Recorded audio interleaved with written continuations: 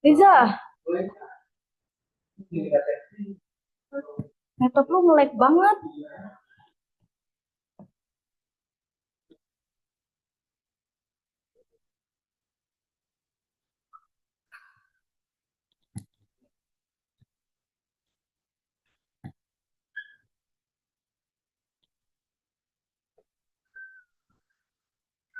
Udah nih, sini nih, lihat-lihat.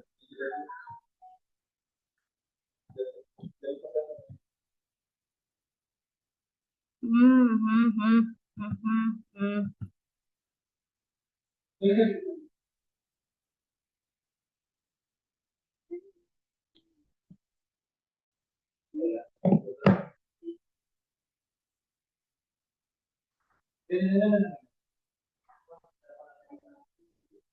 Gak ada.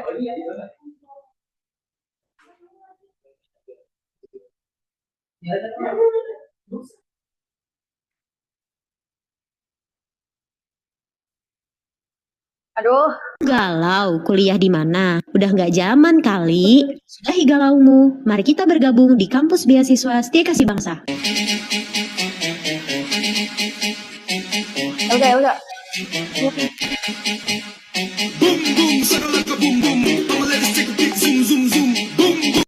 Such a new messiah, 'cause your theory catch fire. I can't find your silver lining. I don't mean to judge, but when you read your speech, it's firing. Enough is enough. I'm covering my ears like a kid. When your words mean nothing, I go la la.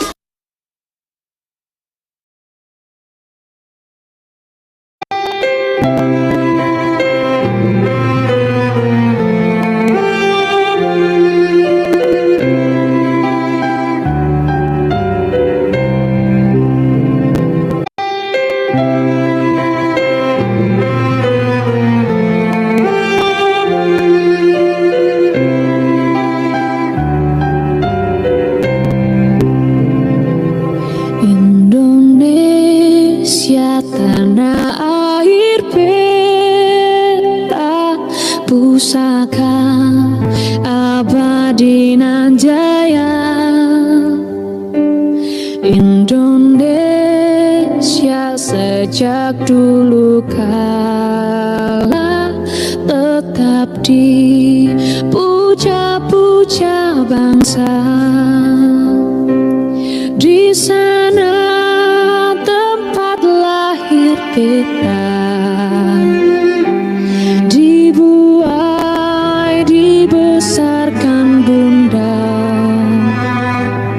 tempat berlindung di hari tua, sampai akhir menutup mata.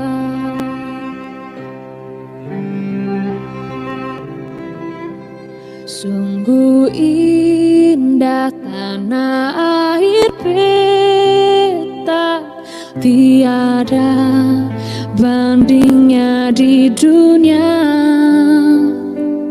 Karya indah Tuhan Maha Kuasa bagi bangsa yang memujanya.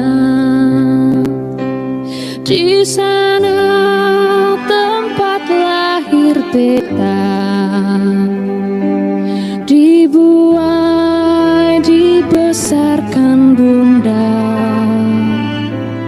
tempat berlindung di hari tua, sampai akhir menutup mata. Indonesia ibu pertiwi, kau ku puja, kau ku kasihi. Tenagaku bahkan pun jiwaku kepadamu rela ku beri. Kepadamu rela ku beri.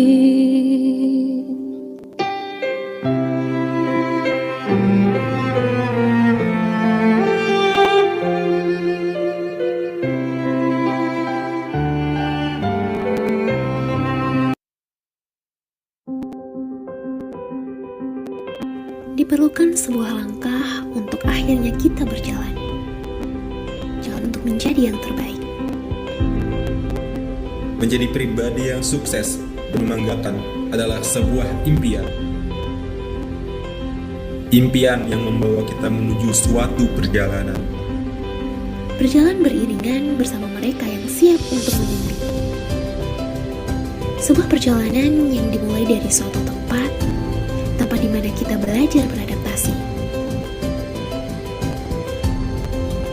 Tempat yang mengajarkan bahwa ilmu bukan hanya dari buku saja, tapi juga dari pengalaman yang membentuk kita menjadi pribadi yang sukses, bertanggung jawab, dan mau diproses, namun tetap rendah hati adalah bekal untuk menghadapi dunia.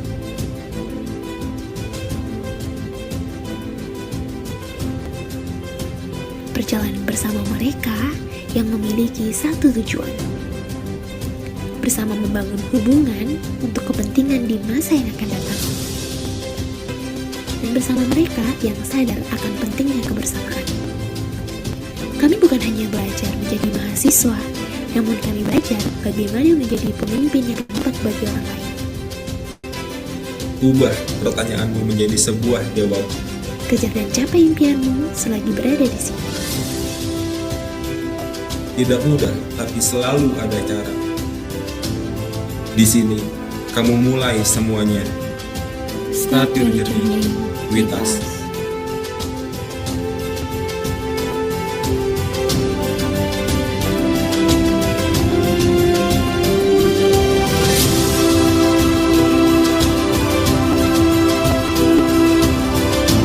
Assalamualaikum. Halo. Ya, suara saya bisa masuk enggak ya, Mbak?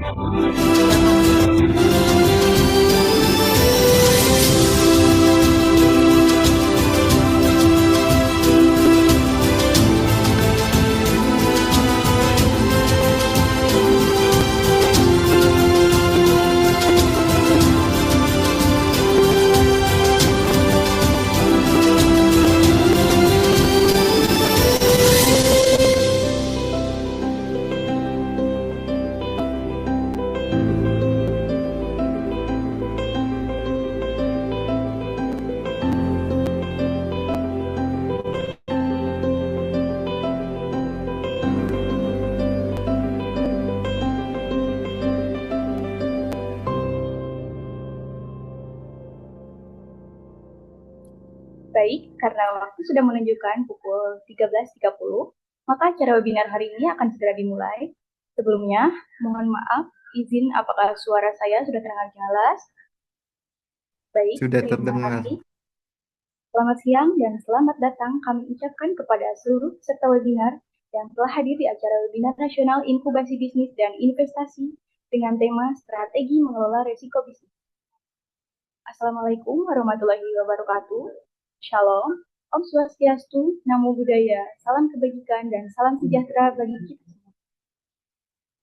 Pertama-tama, marilah kita panjatkan puji dan syukur kepada Tuhan Yang Maha Esa yang telah melimpahkan nikmat dan karunia-Nya sehingga kita bisa bertemu secara daring dalam Seminar Nasional Inkubasi Bisnis dan Investasi dengan tema Strategi Mengelola Resiko Bisnis. Yang saya hormati, Ibu Ruslaini SEMM CIQNR, selaku Ketua SIE Kasih Bangsa. Bapak Insinyur Sigit Pramono Hadi, MSI, selaku Ketua Program Studi Manajemen SIE Kasih Bangsa. Bapak Ngadi Permana, SESTMM, selaku Keynote Speaker pada webinar nasional hari ini. Ibu Restu Milaningtyas, SEMM ACCAI, dan Bapak Wahyu Gumilar, selaku narasumber pada webinar nasional hari ini. Sebelum kita memulai acara webinar nasional hari ini, izinkan saya untuk memperkenalkan diri terlebih dahulu. Saya Salma Arobani, mahasiswi semester 4 Prodi Manajemen, selaku Master of Ceremony sekaligus moderator pada webinar nasional hari ini. Selanjutnya, izinkan saya untuk dapat membacakan agenda acara pada webinar nasional pada hari ini. Yang pertama ada pembukaan dan doa, menyanyikan lagu Indonesia Raya, penyampaian keynote speaker oleh Bapak Ngadi Permana SESTMM, pemaparan materi oleh narasumber, sesi tanya jawab dengan narasumber, penyerahan cindera mata oleh Bapak Ngadi Permana kepada narasumber, lalu yang terakhir ada penutup dan foto bersama. Acara pertama yaitu pembukaan dengan mengawali doa bersama sesuai agama dan keyakinan masing-masing. Berdoa dimulai.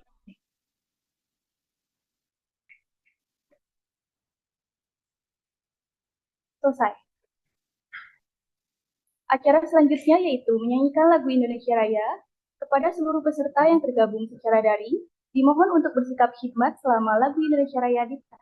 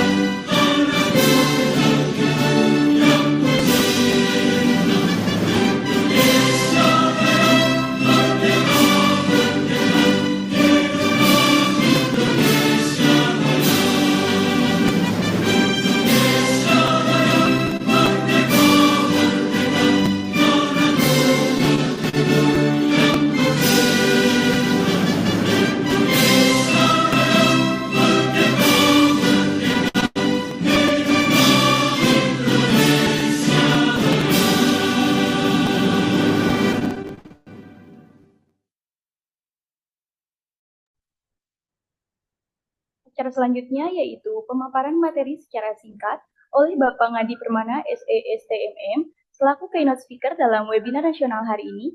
Kepada Bapak Ngadi Permana, waktu dan layar. Silakan.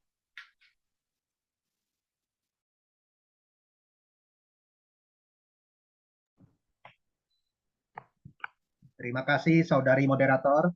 Selamat siang semuanya. Ngomong-ngomong, apa suara saya kedengaran? Sudah terdengar, Pak. Oke, terima kasih.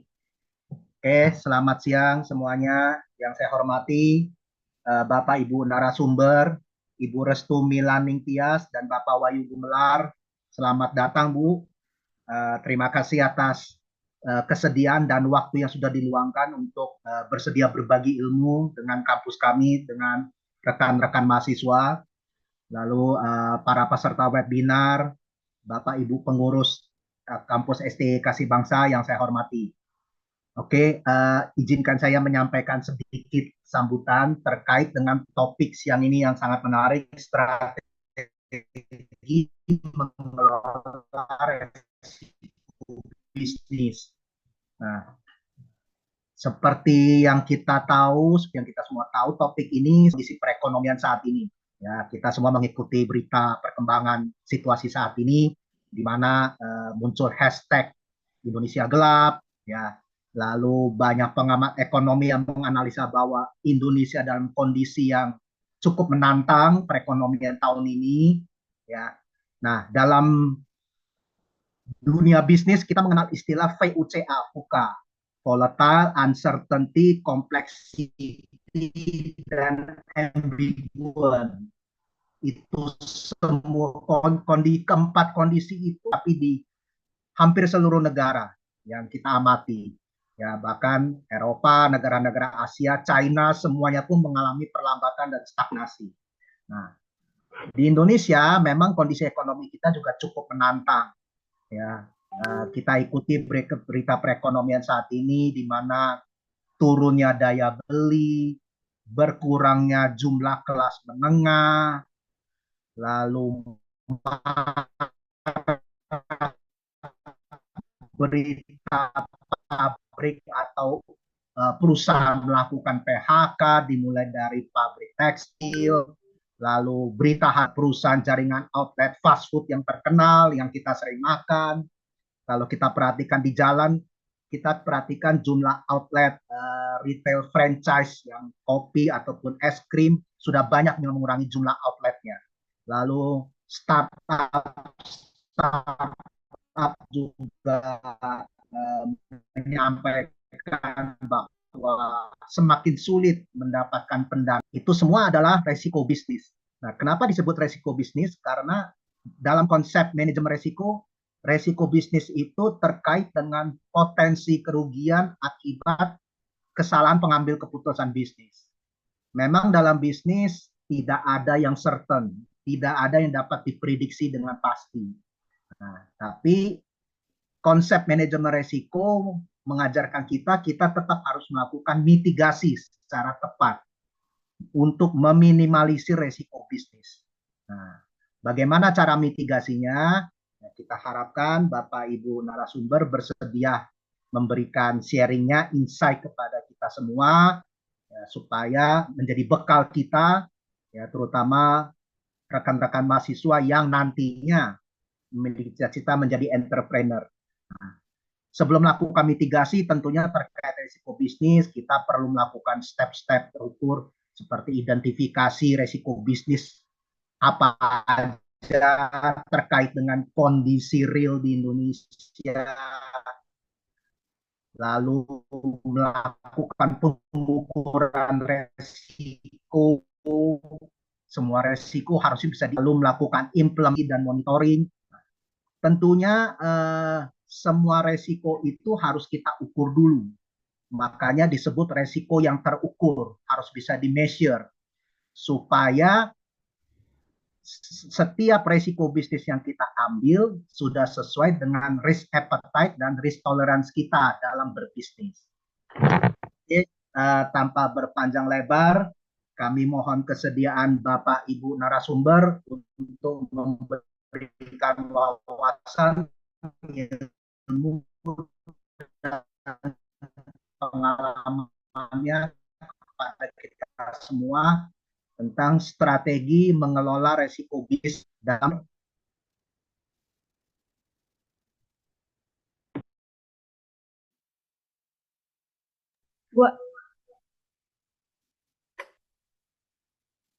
Terima kasih kepada Bapak Ngadi Permana SESTMM telah menyampaikan materi yang akan dibahas pada hari ini secara singkat.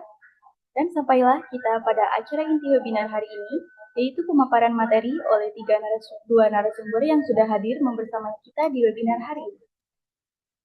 Sebelum kita mendengarkan pemaparan materi, saya izin menyapa narasumber pertama kita pada hari ini, Ibu Restu Milat Ningtyas. Halo, Assalamualaikum Ibu. Waalaikumsalam, selamat siang rekan-rekan entrepreneur. Bagaimana kabarnya Bu? Alhamdulillah sehat, baik, meskipun Malang hujan deras nih. Gimana di Jakarta nih teman-teman? Siang Pak Ngadi, Pak Wahyu Gumilar. Siang, Bu. Selamat siang Ibu Restu. Selamat datang Bu. Terima kasih Pak Ngadi. Sebelum mendengarkan pemaparan materi dari Ibu Restu Milaningtyas, mari kita saksikan secara bersama video profil singkat yang akan ditampilkan oleh operator. Kepada operator, disilahkan.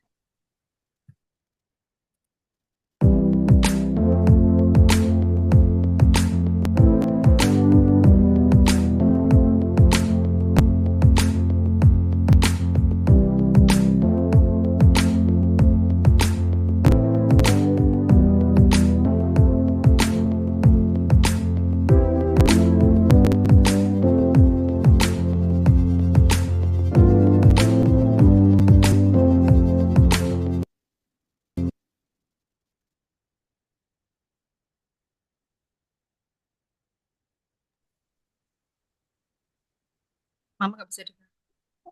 Ibu Restu saat ini merupakan seorang pengusaha, dosen, SPI, dan pendamping PPH. Saat ini beliau juga sedang menempuh pendidikan S3 di Universitas Negeri Malang, semester 5 ya Ibu. Beliau banyak mendapatkan sertifikasi dalam bidang UMKM dan bidang-bidang lainnya. Beliau berpengalaman menjadi presenter dan juri, serta beliau juga sudah mempunyai banyak publikasi jurnal. Terima kasih Ibu Restu Milaningtyas atas waktunya sudah bisa hadir di acara seminar kali ini.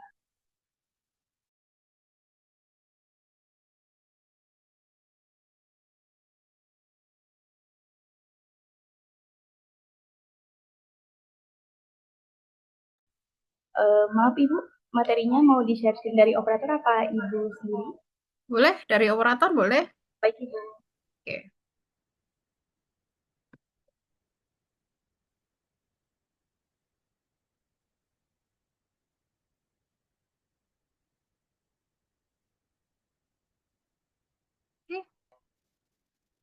Oke. Suara saya sudah terdengar dengan baik. Kakak moderator, Mohon Ibu, sudah dengar. ya. Bisa saya mulai? Boleh Ibu. Ya, maaf ya, di sini karena hujan deras, nanti misalkan ada gangguan, semoga lancar. Oke, Assalamualaikum warahmatullahi wabarakatuh. Selamat siang, adik-adik yang luar biasa semangatnya. Yang terhormat, sebelum saya mulai, alhamdulillahirrabbilalamin. Terima kasih, Setie Kasih Bangsa telah memberi kesempatan kami untuk belajar bersama, seperti itu ya, untuk belajar bersama. Jadi saya yakin kalau gengsi itu sebenarnya lebih pinter nih mitigasi resiko gitu ya. Jadi dia sudah cara memitigasi resiko sebenarnya sudah pinter. Tapi nanti hari ini sharing, nanti bisa diskusi seperti itu. Sebelum kita mulai, saya sapa lebih dulu. Selamat siang yang terhormat Ibu Ketua Setie Kasih Bangsa, Ibu Rusliani, SEMM. Terima kasih Ibu. Salam hormat dari teman-teman di Universitas Islam Malang. Yang terhormat Bapak Ngadi Purnama, SESTMESTMM. Terima kasih Bapak Ngadi, saya sudah diberi kesempatan untuk belajar bersama dengan teman-teman di Setie Kasih Bangsa. Dan yang terhormat pemateri kedua Pak Wahyu Gumilar, salam kenal Bapak. Terima kasih MC dan moderator telah membersamai kita bersama. Selamat siang adik-adik mahasiswa Setie Kasih Bangsa. Mana suaranya? Salam wirausaha. Ya, jaya, jaya. Oke, gitu ya. Salam wirausaha, jaya, jaya, jaya. Oke, terima kasih banyak. Hari ini saya mungkin akan menyampaikan tentang mitigasi risiko bisnis. Jadi kira-kira tadi yang sudah disampaikan Pak Ngadi tadi memang benar ya, memang kondisi perekonomian bukan hanya di Indonesia saja, tapi global, dunia, dan mungkin kalau yang pengennya nanti jadi wirausaha, investasi saham boleh ya. Harga saham mungkin lagi ada yang turun nih, nanti siapa tahu yang uangnya lebih bisa juga untuk coba belajar investasi saham seperti itu. Jadi PHK, daya beli yang menurun, terus juga banyaknya outlet-outlet yang kosong, betul. Sama mungkin ya di Jakarta maupun di Malang sama. Tapi hal itu jangan jadi khawatir gitu ya teman-teman yang ada di Indonesia. Karena Tuhan dan Allah melimpahkan semua resources yang luar biasa di Indonesia, saya kira tidak akan berkurang meskipun nanti setiap diolah sampah pun di Indonesia bisa menjadi resources. Jadi nanti apa sih yang harus dilakukan untuk mengendalikan risiko bisnis gitu ya? Apakah masih mungkin ini adik-adik mahasiswa berbisnis? Sangat mungkin sekali. Bu Restu menjamin 1000% masih mungkin sekali. Asalkan nanti bagaimana memastikan bahwa rencana bisnis apa yang akan dilakukan dan langkah-langkah seperti apa, tips-tips seperti apa supaya risiko itu bisa diminimalisir. Seperti itu ya. Next, moderator. Ya. Apa sih latar belakangnya mitigasi resiko? Oke, next. Oke, jadi di Indonesia itu luar biasa, pertumbuhan bisnis itu pesat sekali. Dan luar biasa juga mahasiswa, sekarang dulu mungkin kalau saya jadi mahasiswa itu satu kelas 40 orang, itu yang percaya diri bekerja mungkin 2% nggak ada, gitu ya. Kalau di saya di kampus kami, gitu ya. Tapi sekarang luar biasa, karena kenapa? Sumber daya mudah didapat, ya. Pemasaran gampang.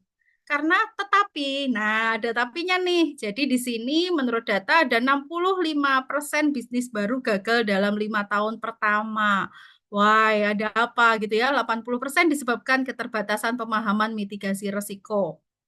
Next, yang kedua, oke, menurut survei KPMG tahun 2003, hanya 35% UMKM memiliki strategi mitigasi risiko yang terstruktur. Jadi memang salah satu UMKM ya, UMKM yang ada, yang mudah dilakukan gitu ya, yang modalnya mungkin kalau mikro itu kecil gitu ya, tetapi yang benar-benar sudah memitigasi risikonya masih kecil. Mungkin masalah labanya kalau dapat ya sudah untuk produksi semua gitu ya, tidak dicadangkan misalkan untuk cadangan risiko entah 2,5% ataukah 5% seperti itu. Next. Peningkatan kompleksitas bisnis di era digital menciptakan peluang dan tantangan baru. Ini juga luar biasa. Sebenarnya dengan bisnis, dengan era digital itu sangat banyak juga positifnya gitu ya. Positifnya adalah mudahnya misalkan pemasaran, mudahnya ini ya mempromosikan produk.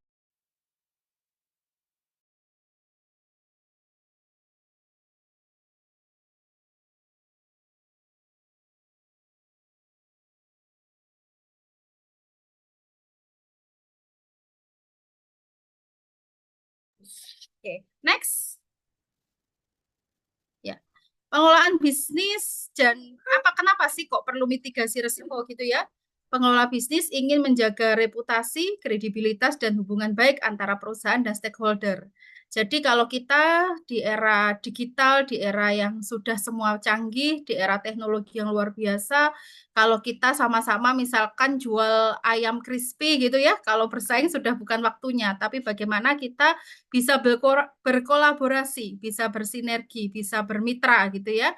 Mungkin Mbak Salma jual ayam goreng, nanti temennya ini yang jual sambal gitu ya. Jadi bisa berkolaborasi sama-sama untuk jual ayam geprek gitu ya. Kalau di Malang banyak ayam geprek. Oke, next. Oke. Mengurangi kerugian dan timbulnya dari ketidakpastian. Ini pasti. Jadi pentingnya mitigasi risiko adalah memastikan bahwa bisnis kita bisa berjalan meskipun risiko itu bisa dihindari tapi juga harus dihadapi seperti itu. Yang keenam, next. Ya, sebagai langkah strategik untuk mengamankan dan mengoptimalkan sumber daya yang dimiliki perusahaan. Next. Oke, jadi apa sih mitigasi risiko? Jadi mitigasi risiko baik menurut ISO 31000 tentang risk management, pada intinya APM juga penelitian Marcin Maja tahun 2004 bahwa intinya sepakat gitu ya, mitigasi risiko merupakan tindakan proaktif untuk meminimalisir tindak kepastian mempengaruhi pencapaian tujuan. Jadi mitigasi risiko itu meminimalisir risiko-risiko yang nanti akan menyebabkan ketercapaian tujuan itu terhambat seperti itu. Apakah bisa? Bisa gitu ya. Risiko next. Ya. Jadi segala sesuatu di dunia akan selalu dihadapkan pada ketidakpastian. Ketidakpastian tidak selalu merugikan apabila dikaji lebih dalam. Bisa jadi ketidakpastian itu bisa membuat peluang, ya. Misalkan pandemi COVID. Pandemi COVID, mungkin teman-teman yang jual STMJ di Malang itu kalau nggak COVID biasa gitu ya. Ternyata di saat pandemi pendapatannya bisa 4-5 kali lipat gitu ya. Jadi bahwa ketidakpastian itu bisa menguntungkan dan bisa menyebabkan resiko. Next. Oke, apa aja sih kira-kira nanti yang dimitigasi gitu ya di dalam bisnis, mungkin teman-teman yang baru ngerintis atau yang sudah jalan. Jadi mungkin event, kredit. Jadi nanti sumber keuangan kita itu kalau mendirikan bisnis dari mana? Mau sumber uang sendiri atau mau pinjam bank? Kalau pinjam bank berarti nanti kira-kira berapa yang harus dipinjam? Apakah untuk menambah modal ataukah nanti untuk biaya operasional? Nah, ini nanti yang juga kita perlu mitigasi, adanya fraud. Nah, ini mungkin kalau sudah jalan gitu ya, adanya kecurangan, misalkan pengadaan bahan baku, misalkan nanti implementasi, misalkan nanti kemitraan usahanya gitu ya, finance atau accounting. Jadi finansial juga itu kemungkinan-kemungkinan risiko yang akan dihadapi, bisa berisiko, bisa menjadi peluang gitu ya. Jadi bagaimana mengelola uang kalau adik-adik mahasiswa, saya yakin dari Setia ini sudah pinter-pinter gitu ya manajemen keuangan. Jadi dipastikan nih kalau bikin bisnis, pastikan bikin roadmap bisnis plan. Silahkan mau bikin pakai Canvas ya. Jadi banyak metode-metode yang digunakan dan dipastikan nanti bisnisnya misalkan sumber dananya pengelolaannya seperti apa gitu ya. Litigation, ada price, harga juga perlu bahwa itu juga bisa memungkinkan menjadi peluang kalau misalkan harganya kompetitif, rasanya enak kok ya murah gitu ya, tapi juga hati-hati. Jangan sudahlah, biarlah nanti usaha saya jalan harganya murah aja, tapi kualitas juga berpengaruh. Jadi pastikan tujuan. Jadi sasarannya siapa adalah segmen pasar. Jadi pastikan dalam bisnis segmen pasarnya siapa. Mungkin mahasiswa kalau mahasiswanya sudah bekerja atau belum bekerja mungkin juga akan berbeda gitu ya. Misalkan ayam penyet itu kalau sudah bekerja mungkin ada tambahan keju harganya lebih mahal nggak apa-apa gitu ya. Kalau mahasiswa baru mungkin juga mahal nih. Nah, pastikan set price itu jangan hanya wah nanti kalau murah pasti laris. Nah, itu juga belum tentu gitu ya. Jadi pastikan mitigasinya yang dimitigasi nanti price-nya itu kira-kira apa aja gitu ya. Jangan sampai menurunkan kualitas. Misalkan strategi. Strategi itu juga perlu loh dimitigasi, makanya perlu ada di Monef, dipantau gitu ya. Likuiditas. Likuiditas itu juga misalkan tadi usahanya itu pinjem uangnya pinjem di bank, pinjem di koperasi, pinjem di paguyuban gitu ya. Itu juga dipastikan nih, kira-kira pendapatannya bisa nggak membayar hutang jangka pendeknya. Itu. Nah, itu jangan sampai nanti beresiko tadi yang seperti disampaikan Pak Ngadi tadi, sudah terlanjur punya outlet, outletnya banyak, ternyata nggak kepake. Karena kenapa? Kita kurang hati-hati dalam menghitung, ya sudahlah, bank memberi akses keuangan itu mudah gitu ya. Sekarang mudah banget ya, banyak perbankan tuh yang nawari, terutama UMKM, misalkan ditawari kemudahan-kemudahan pencairan dana, akses pendanaannya mudah. Tapi si pemilik usaha juga mitigasi risikonya kurang gitu ya. Ya sudah, pokoknya ini wah luar biasa, laba saya sampai 50% dihabis-habiskan gitu ya. Tapi ternyata lupa, jadi harus ada dana yang disisihkan untuk membayar hutang-hutang jangka pendek gitu ya. Misalkan kalau sekarang UMKM juga harus terdaftar nih, harus memilih NIB ya teman-teman, nomor induk berusaha. Nah NIB itu kan harus mendaftarkan NPWP. Lupa tidak menghitung misalkan teksnya, pajaknya nggak dihitung. Jadi tanggungan pajak penjualannya mungkin itu juga akan berpengaruh pada likuiditas. Operasional juga harus tuh diperhatikan, misalkan menentukan HPP, siapa nih nanti yang menjadi mitra yang mensupport bahan baku saya. Terus kira-kira bahan bakunya saya harus beli di mana? Cash atau saya belinya online misalkan. Nah, terus nanti tenaga kerjanya siapa? Nanti jangan lupa kalau punya bisnis adik-adik mahasiswa, meskipun ini usahanya saya rencanakan sendiri, saya jalankan sendiri, Bu.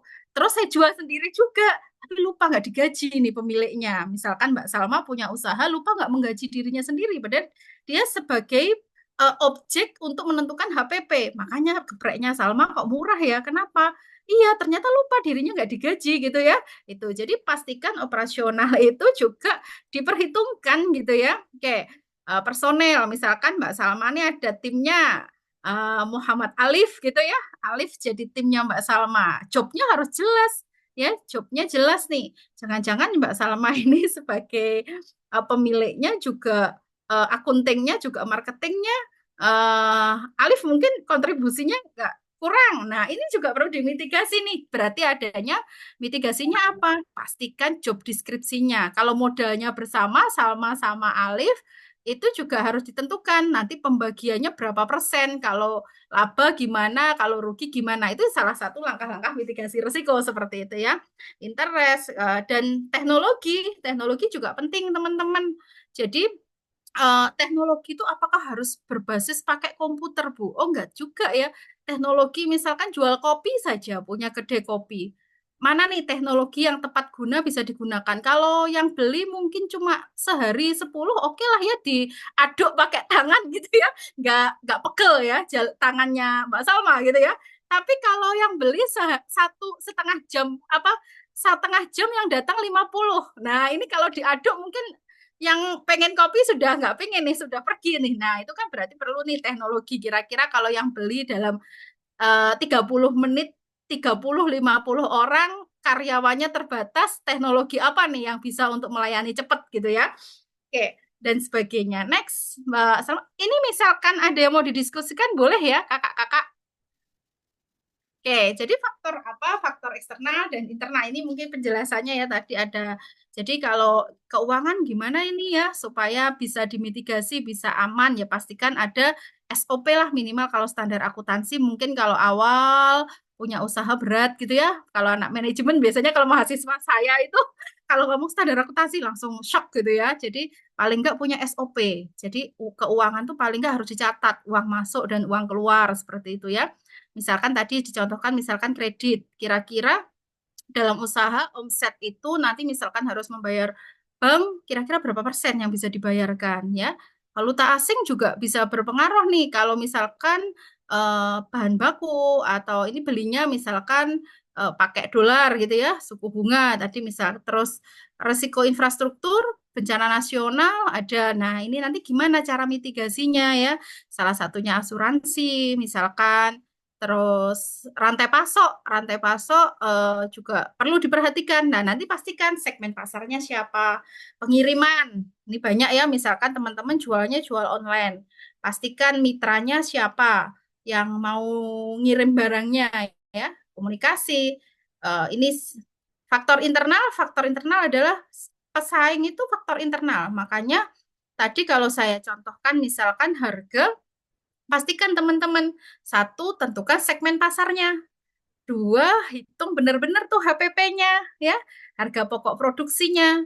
Dan jangan lupa harganya murah tapi tenaga kerja nggak dibayar. Jadi pastikan bahwa meskipun kita berkompetitif ya, punya daya saing, tapi pastikan bahwa usaha itu akan continue, tidak hanya cuma 5 tahun tadi. Jadi jangan sampai nanti usahanya teman-teman jalan itu masuk di kategori cuma 60% yang jalan, jadi setelah 5 tahun sudah tutup, atau setelah 6 bulan sudah tutup nih, sudah ada ceritanya. Jadi akhirnya banyak tadi yang dicontohkan Pak Ngadi tadi ada outlet-outlet yang sudah apa ya mangkrak lah bahasanya seperti itu.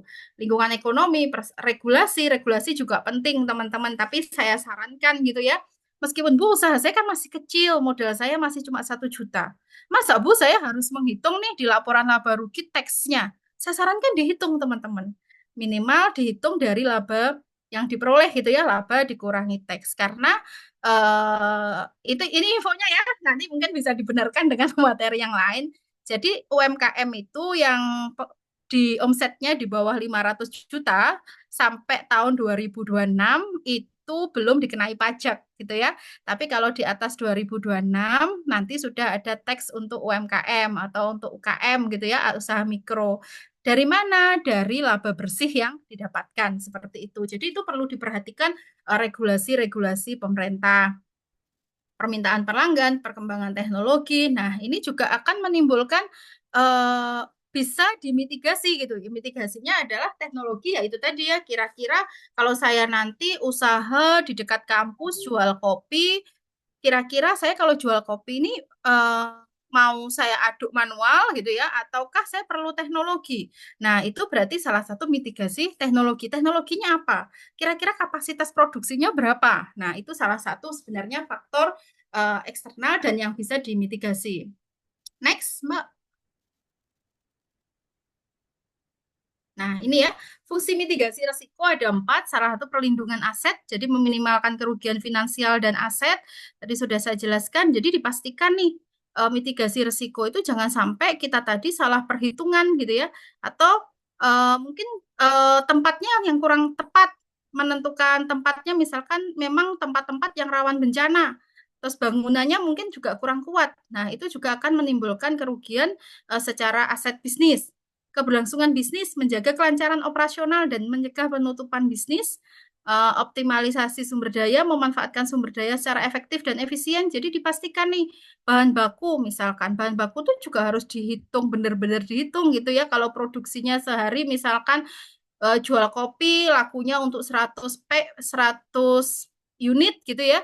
Jadi jangan sampai beli kopinya 1 ton misalkan, kecuali kalau memang sudah diperhitungkan dalam 1 tahun. Nah, itu pastikan tuh efisiensi itu salah satu mitigasi. Jadi dihitung benar-benar kalau saya kopi 1 gelas kira-kira berapa gram kopinya, berapa gulanya gitu ya. Misalkan creamer kira-kira berapa mili. Nah, itu dihitung dikalikan jumlah produksi per hari itu. Kalau belanjanya 1 bulan ya dikalikan per bulan. Jadi optimalisasi memanfaatkan sumber daya secara efektif dan efisien. Salah satunya juga penggunaan teknologi. Jadi kalau misalkan Bu kan saya melayani kan juga nggak mungkin akan mencatat langsung gitu pakai laporan keuangan misalkan.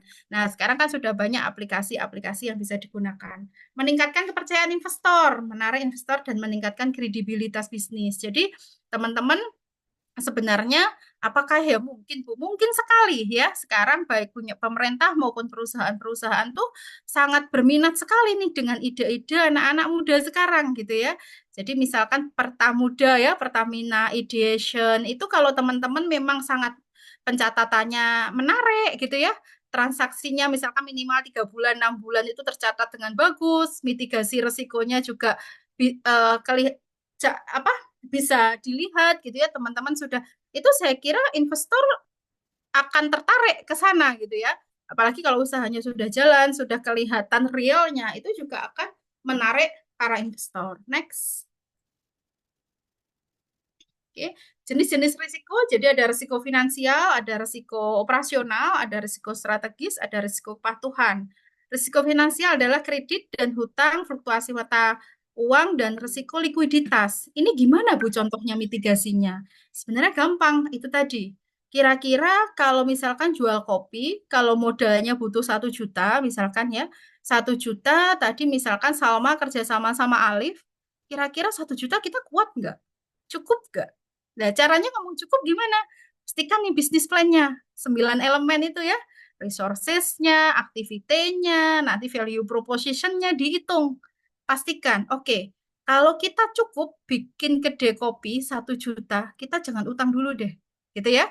Jadi Salma sama Alif misalkan mendirikan kedai kopi, kita sudah dihitung resikonya. Jadi itu salah satu untuk mitigasi risiko. Nah, nanti uang ini 1 juta untuk apa aja? Untuk beli bahan baku saja, atau untuk tenaga kerja, untuk beli alat, untuk sewa, atau untuk sewa kedai. Nah, itu sudah dihitung.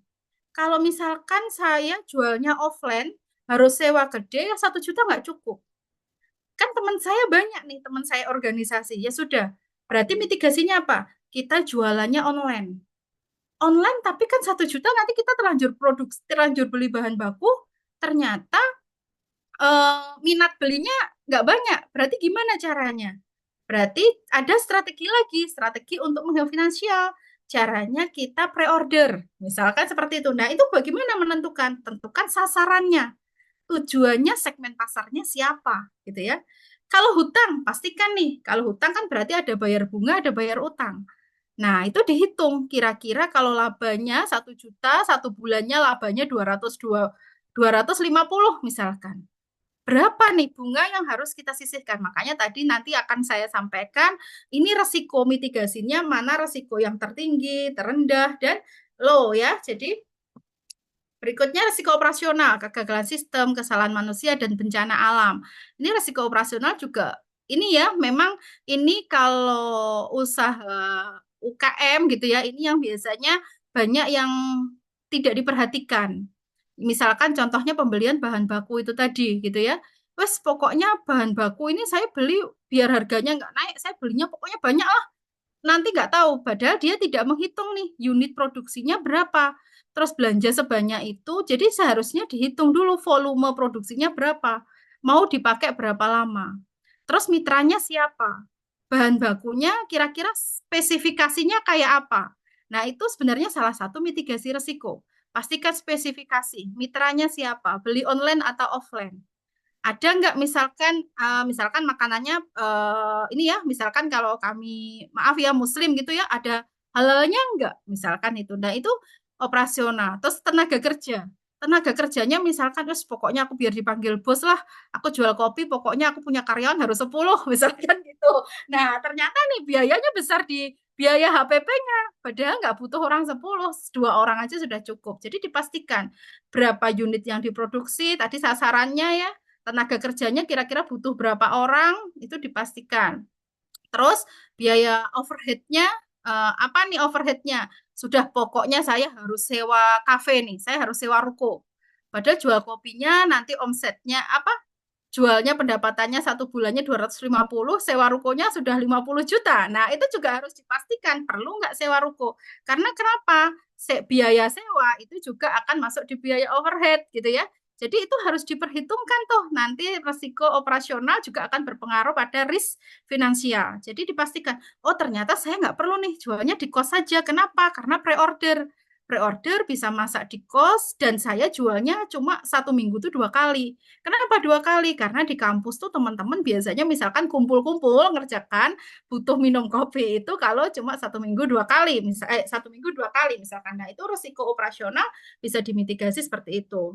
Risiko strategis perubahan pasar. Nah ini sebenarnya dengan viral marketing gitu ya. Saya bukan orang marketing ya, nanti mungkin bisa yang orang marketing dijelaskan gitu ya. Jadi perubahan pasar tuh luar biasa teman-teman. Mungkin teman-teman yang ini ya, yang yang suka lihat TikTok itu ya. Sekarang misalkan ngomong skincare. Sekarang saya suka skincare X karena viralnya skincare B gitu ya akan berpilih. Nah, ini bagaimana nih konsumen supaya nanti setia pada produknya teman-teman. Nah, itu ada perubahan pasar. Berarti teman-teman makanya sekarang ada namanya apa ya? Kalau suka Korea tuh ARMY gitu ya, biar tahu konsumennya sebenarnya segmennya seperti apa. Jadi risiko strategis itu juga jangan kaku gitu ya. Jadi pokoknya aku jualnya itu harus lewat TikTok. Wes mau nggak mau, aku nanti pokoknya usaha ini saya jual di TikTok. Tapi ternyata pasarnya, segmennya sudah nggak suka tuh lihat TikTok masalah kopi gitu ya. Di TikTok sukanya lihat skincare misalkan. Nah itu jadi kalau strategi itu bisa. Makanya kalau bikin bisnis plan, saya ya biasanya itu kalau bisnis plan, Bu, apakah bisnis plan itu direview, dimonitoring itu boleh apa enggak? Kalau saya boleh gitu ya. Karena apa? Adanya inovasi, adanya perubahan pasar yang luar biasa, ada persaingan bisnis, ada perubahan teknologi yang luar biasa yang kita paling tidak bisnis kita ini mau kayak gini-gini aja, ataukah saya harus ngikuti tren? Kalau ngikuti tren berarti mitigasinya apa? Pasar saya ini sukanya apa sih? Suka belinya melalui mana? Nah, itu salah satu mitigasi risiko, teman-teman ya. Risiko kepatuhan, peraturan pemerintah, standar industri, dan perizinan. Nah, ini mungkin karena anak muda-muda ini kan waktunya banyak. Jadi contoh yang saya contohkan tadi misalkan ada hubungannya dengan bisnis. Misalkan tentang PP, peraturan pemerintah, misalkan tentang Kemenkeu, keuangan, tentang pajak. Pajak itu luar biasa teman-teman perubahannya. Misalkan dulu jual online nggak kena pajak, sekarang kena pajak misalkan. Nah itu perlu diperhatikan. Dan kita sebagai warga negara Indonesia kan tidak mungkin tidak patuh pada peraturan pemerintah. Nah itu kan kita jadi rugi Bu, enggak juga. Itu bagaimana kita memitigasi, bagaimana kita memperhitungkan, tadi ya saya bilang laba, bagaimana memperhitungkan laba rugi kita, pasti kita sudah memperhitungkan berapa persen pajak yang kita bayarkan. Misalkan kepatuhan, adanya standarisasi izin usaha. Itu harus ya kalau saya sarankan karena meskipun kita itu tidak bisa merasakan secara langsung gitu ya kalau punya NIB. Wah, kan punya NIB kan cuma bisa untuk sertifikasi halal aja, Bu, misalkan seperti itu. Nah, itu juga enggak gitu ya. Kalau segmen pasar kita memang sudah memperhati halal, ya pasti perizinan itu juga penting ya. Misalkan teman-teman bikin skincare, bikin minuman harus BPOM. Nah, itu saya kira perlu nih. Mitigasinya gimana? Mitigasinya adalah teman-teman harus literasi peraturan-peraturan yang ada yang supaya tidak berpengaruh signifikan terhadap pengembangan pengembangan bisnisnya teman-teman. Jadi lebih efektif, lebih detail, ini lebih kalau banyak-banyak mengetahui peraturan nanti kita nggak berani usaha. Ya harus berani gitu ya. Karena bagaimanapun pasti pemerintah membuat salah satunya untuk tidak memberatkan para perintis usaha baru gitu ya. Next. Oke, ini ya jenis risiko menurut sifatnya. Jadi ada risiko murni, ada risiko spekulatif, ada risiko fundamental. Risiko murni risiko yang terjadi tanpa unsur kesengajaan. Jadi misalkan risiko yang timbul atas kesadaran pelaku. Jadi risiko spekulatif usaha yang dilatar belakangi oleh unsur coba-coba. Banyak nih ya teman-teman ngaku siapa yang suka coba-coba usaha? Andini suka coba-coba usaha Andini atau Elga? Ini pokoknya kalau nggak nyalakan kamera, saya ini ya izin ya Pak Wedi, saya panggil nih ya. Jadi resiko itu banyak nih, ada resiko fundamental, resiko yang disebabkan karena kuasa Allah Subhanahu wa taala menimbulkan kerugian yang sangat besar. Nah, ini misalkan bencana dan sebagainya. Menurut sumber penyebabnya, resiko ada resiko internal dan resiko eksternal. Tadi sudah saya sampaikan. Next, Mbak.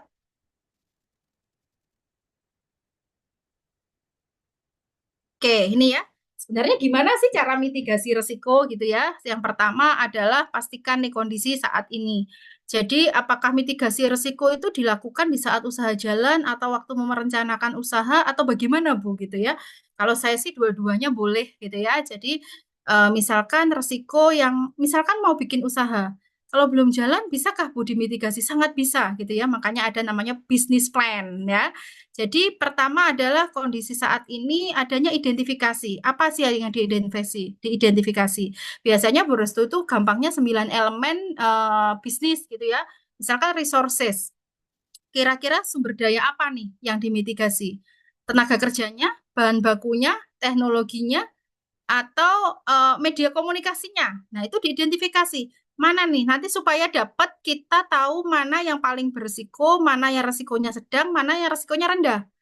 Setelah itu, setelah resources, segmen pasar. Jadi kita harus mengidentifikasi nih segmen pasar. Pasar yang bagaimana nih yang mau disasar? Jadi peluang atau jadi ancaman? Ya. Jadi dipastikan jual kopi. Kopi banyak ya. Kalau di Malang banyak nih yang jual kopi. Di Jakarta gimana? Banyak nggak yang jual kopi? Jadi diidentifikasi. Saya kalau jual kopi, saya jual di mana, nanti siapa sasaran saya yang mau beli. Jadi jangan sampai kita tiba-tiba jual kopi, ternyata bukan malah justru peluang, meskipun banyak nih anak-anak yang suka, misalkan ngerjakan tugas tuh duduk-duduk di kafe gitu ya. Jangan-jangan jual kopi meskipun diharapkan gitu ya, dilihat nanti konsumennya banyak, ternyata malah jadi ancaman. Kenapa? Karena yang diharapkan sasaran pasarnya diharapkan suka kopi yang dijual, ternyata enggak. Makanya perlu dimitigasi. Ya. Terus misalkan setelah resources, segmen pasarnya, misalkan berikutnya value proposition-nya. Apa nih yang mau diberikan? Apa yang ditawarkan? Biayanya, finansialnya. Biaya apa nih yang harus saya keluarkan? Apakah sumbernya dana pribadi, dana pinjam? Jadi diidentifikasi. Terus nanti yang saya biayai, apakah saya perlu pakai investor?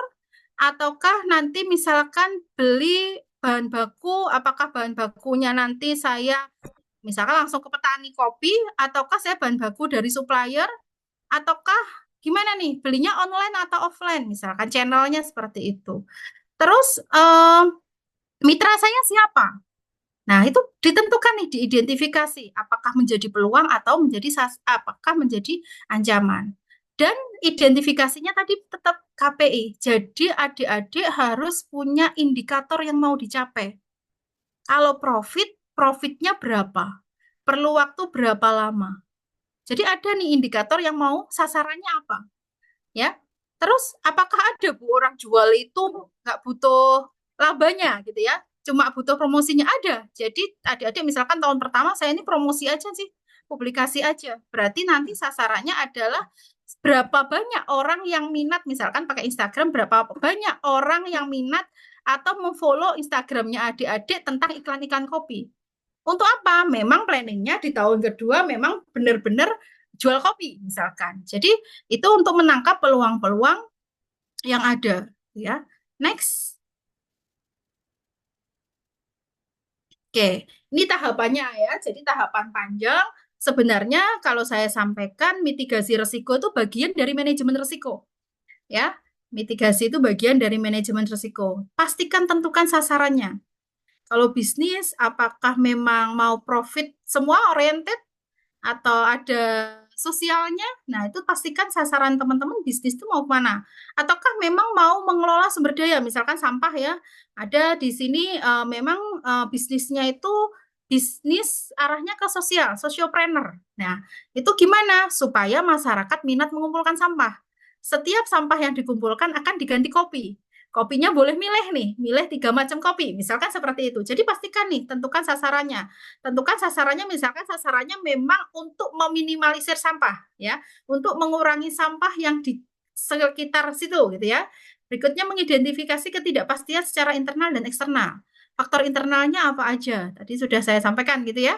Dan faktor eksternal, misalkan tadi pemerintah, itu berpengaruh nggak? Jadi diidentifikasi sedetail mungkin, gitu ya.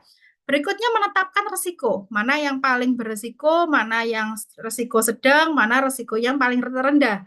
Analisis membuat skala prioritas. Nah, nanti di bawahnya ya. Jadi skala prioritas itu risiko mana yang mau diselesaikan. Siapa Bu yang menentukannya? Menentukan adalah pemilik bisnis.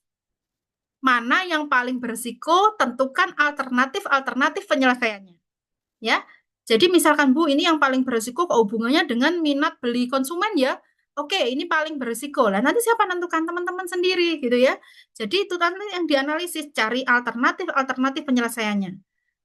Diimplementasikan strateginya, dievaluasi. Gitu ya. Berikutnya evaluasi ya, evaluasi risiko yaitu menentukan mana yang harus ditangani lebih dulu. Nah, ini yang menentukan juga teman-teman yang punya bisnis. Yang saya sarankan ya yang ditangani lebih dulu, mana yang apakah berisiko yang paling besar harus ditangani lebih dulu. Kalau itu sangat berpengaruh pada keberlanjutan bisnis, ya harus ditangani gitu ya. Kalau jangka panjang gimana Bu? Gitu ya, misalkan risiko.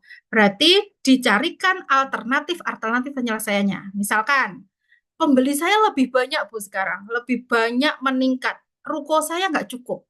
Apakah saya harus beli ruko? Misalkan seperti itu ya, risiko misalkan tempat.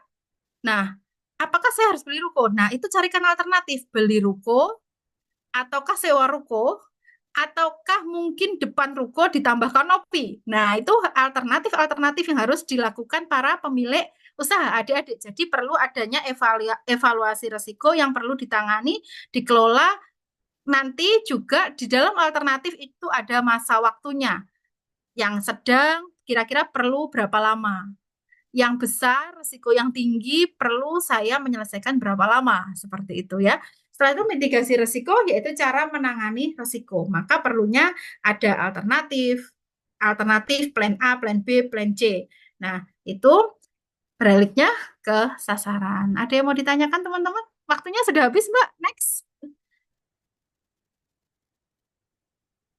Nanti dikabari. Ini sebenarnya sama sih tahapannya seperti itu ya. Pada intinya pastikan bahwa risiko yang relevan dalam organisasi dan dipastikan dicatat teman-teman.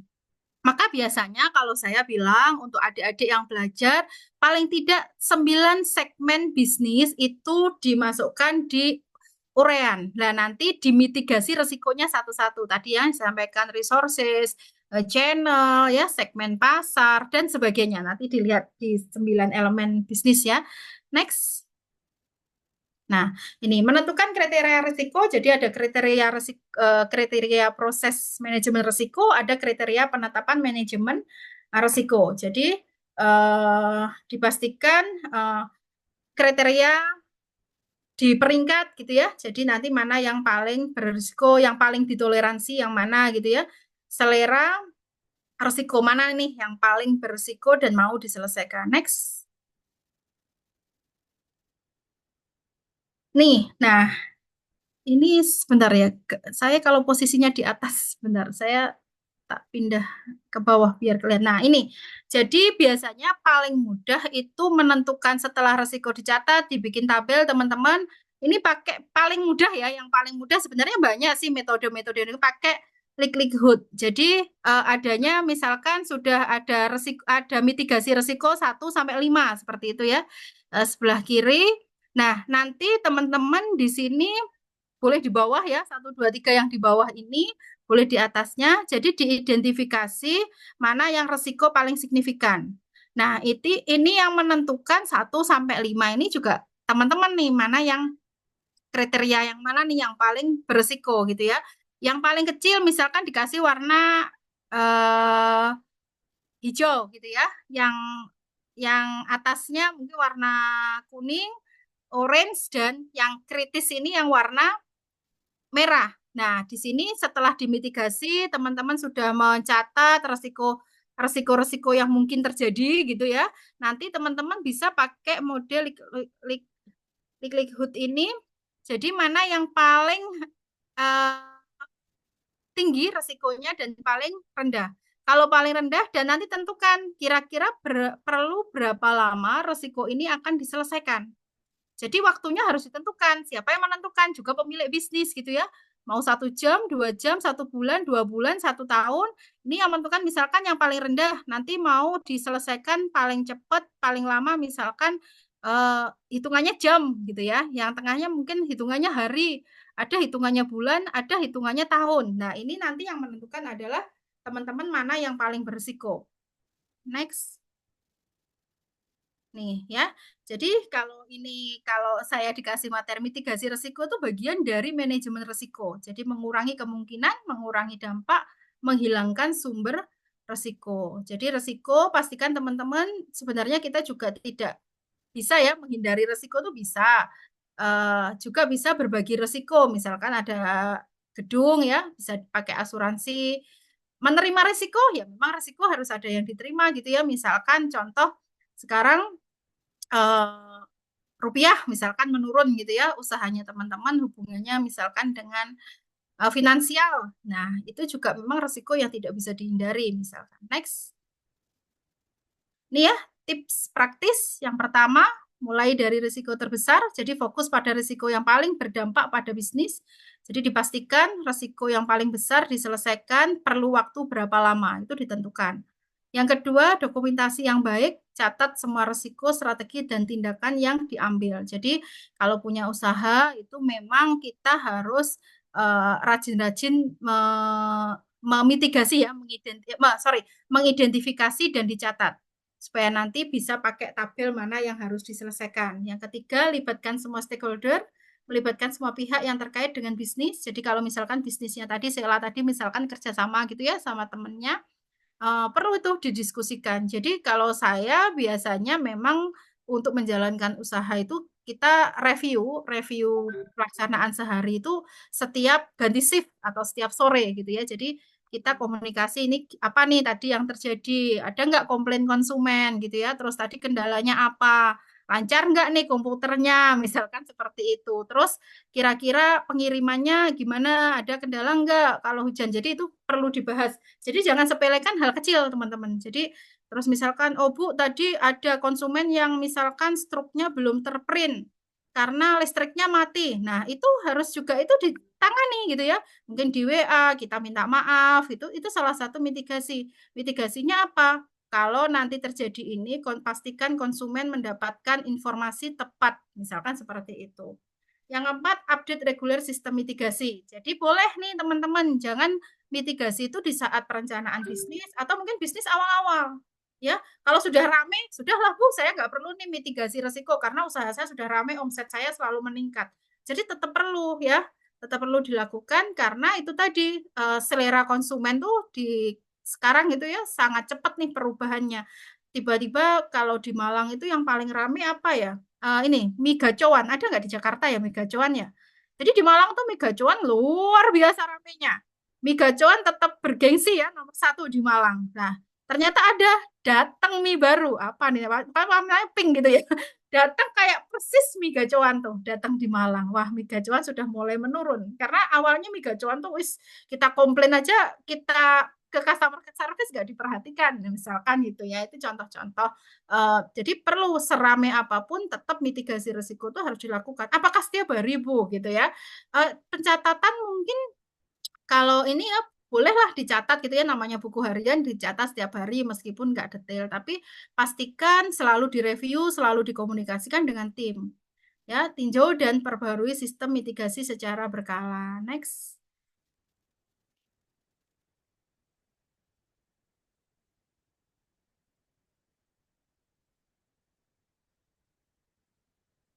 Next. Oke, resiko bisa dikendalikan. Jadi, apakah resiko bisa dikendalikan? Bisa dikendalikan ya. Resiko yang berhubungan dengan ketidakpastian ini terjadi karena tidak tersedianya informasi yang cukup. Maka yang saya sampaikan, jadi kalau pemilik usaha misalkan mencatat gitu ya, dicatat itu sebenarnya untuk memberi informasi usaha kita sendiri gitu ya, salah satunya. Oleh karena itu, resiko bisa dikendalikan dengan cara dikelola dan mengelola resiko ini dalam dunia bisnis seringkali disebut dengan manajemen resiko, teman-teman. Next. Oke, saya kira itu. Terima kasih banyak moderator. Jadi kalau memang dibuka diskusi, oke. Terima kasih teman-teman. Tetap semangat berbisnis apapun kondisi ekonomi yang kita hadapi, gitu ya. Assalamualaikum warahmatullahi wabarakatuh. Waalaikumsalam warahmatullahi wabarakatuh. Terima kasih Ibu Restu Milanintias atas penyampaian materinya. Tentu saja materi yang barusan sudah disampaikan sangat berpengaruh untuk kita selaku mahasiswa dan juga eksternal. Selanjutnya kita akan mendengarkan pemaparan materi dari narasumber kedua, Bapak Wahyu Gumilar. Halo, Assalamualaikum Bapak, selamat siang.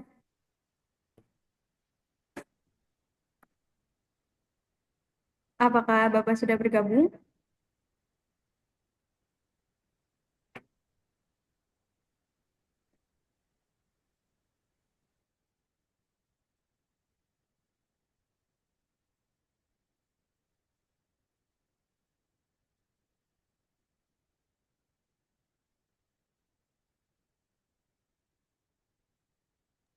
Halo, Bapak Wahyu Gumilar.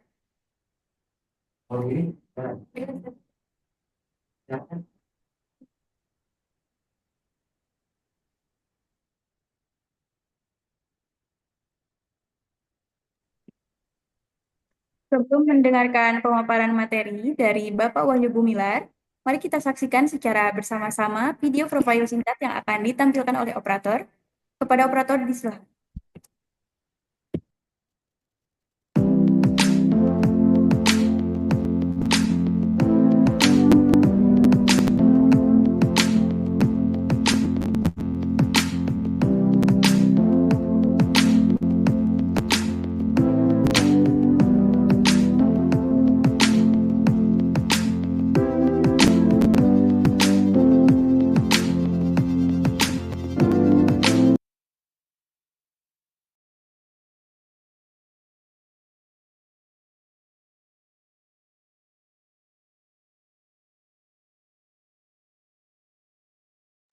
Halo, Bapak Wahyu Gumilar.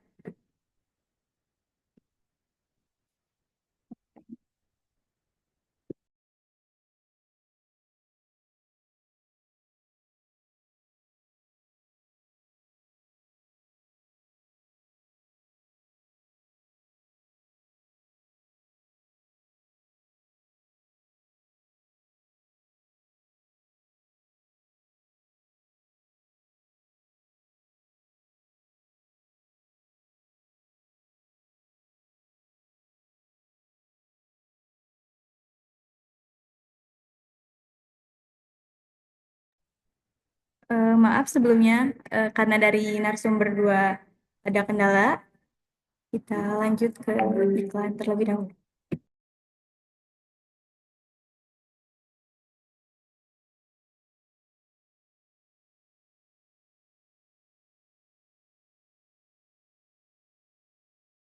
Selamat datang di STI Kasih Bangsa, pusat pendidikan yang tidak hanya memberikan ilmu teori, tetapi juga membentuk para entrepreneur masa depan. Di STI Kasih Bangsa, kami percaya bahwa pengalaman praktis adalah kunci kesuksesan. Itulah sebabnya kami menawarkan program inkubasi bisnis selama 5 semester, di mana mahasiswa kami terlibat langsung dalam pengembangan dan pelaksanaan ide bisnis mereka. Melalui program ini, mahasiswa tidak hanya belajar tentang teori bisnis tetapi juga menerapkannya dalam praktek. Kami mendukung mereka untuk mendirikan dan mengelola startup mereka sendiri, mempersiapkan mereka untuk tantangan dunia nyata. Selain itu, Senat Mahasiswa berperan penting dalam mendirikan dan mengelola startup di kampus. Mereka mendapatkan pengalaman berharga dalam kepemimpinan, pengelolaan proyek, dan inovasi. Para alumni kami telah membuktikan bahwa program kami efektif. Banyak dari mereka kini sukses menjalankan bisnis mereka sendiri, memimpin perusahaan, dan menciptakan dampak positif di industri mereka. Kami juga memberikan kesempatan melalui beasiswa bagi calon entrepreneur berbakat yang ingin memulai perjalanan mereka di dunia bisnis tanpa kendala finansial. Bergabunglah dengan STY Kasih Bangsa dan jadilah bagian dari komunitas yang berkomitmen untuk menciptakan entrepreneur handal. Kami akan mendampingi setiap langkah Anda dalam meraih kesuksesan. Untuk informasi lebih lanjut, kunjungi website kami www.setyakasihbangsa.ac.id atau hubungi nomor kami di 081117228885. Untuk informasi pendaftaran bisa kalian ketik di bit.ly PMB Kasih Bangsa 2024 dan juga melalui media sosial. Selamat datang di Lembaga Pengembangan Kinerja Dosen, mitra strategis perguruan tinggi dalam meningkatkan kualitas dan kinerja dosen untuk mewujudkan pendidikan yang unggul dan berdaya saing. Kami adalah lembaga yang berdedikasi untuk memberikan layanan terbaik bagi dosen dan perguruan tinggi, dengan visi membangun SDM unggul melalui pengembangan kinerja dosen yang terintegrasi. Kami memiliki visi yaitu menjadi lembaga yang menjadi pusat keunggulan dalam pengembangan kinerja dosen, mendorong inovasi dan penelitian yang berkelanjutan untuk meningkatkan mutu pendidikan tinggi dan kontribusi sosial. Misi 1. Memberikan pelatihan dan sumber daya untuk meningkatkan kompetensi dosen. 2. Mendukung pengembangan kurikulum sesuai kebutuhan industri dan masyarakat. 3. Mendorong kolaborasi riset yang inovatif dan berdampak. 4. Menyediakan dukungan teknologi pendidikan bagi dosen. 5. Menilai kinerja dosen dan memberikan insentif untuk prestasi. 6. Menjadi pusat informasi tren terbaru di bidang pendidikan dan riset. 7. Menumbuhkan budaya inklusif dan kolaboratif untuk keunggulan akademik. Inilah para pemimpin di balik visi dan misi besar LPKD. Kami dengan bangga memperkenalkan Dewan Eksekutif dan Dewan Pendiri LPKD, yang telah memberikan dedikasi dan komitmen luar biasa untuk memajukan kinerja dosen dan pendidikan tinggi di Indonesia.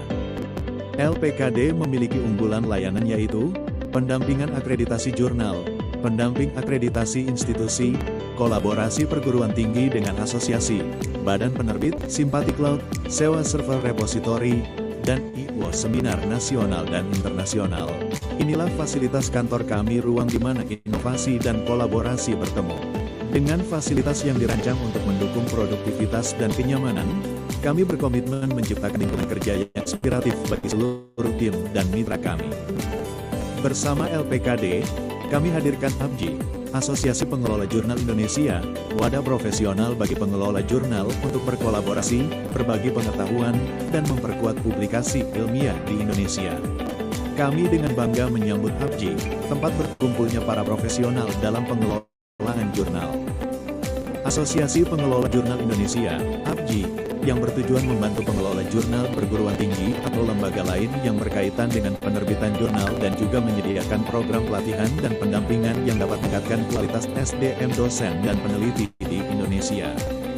Inilah Dewan Pengurus Pusat dan Divisi Bidang, tim yang berdedikasi untuk menjalankan roda organisasi. Pada saat ini, sudah ada lebih dari 5.000 member terdaftar yang tersebar di seluruh Indonesia. LPKD hadir sebagai penggerak utama membangun jejaring keilmuan di Indonesia. Dengan semangat kolaborasi dan inovasi, LPKD menjadi wadah bagi para akademisi, peneliti, dan praktisi untuk bersatu, berbagi ide, serta menciptakan solusi nyata untuk kemajuan bangsa. Bersama, kita memperkuat fondasi ilmu pengetahuan demi masa depan yang lebih cerah. Inilah layanan unggulan dari Asosiasi Pengelola Jurnal Indonesia, APJI, dirancang untuk mendukung pengelolaan jurnal secara profesional dan berkualitas, yaitu DOI, Digilib, Siptenan, dan Berita Kampusku.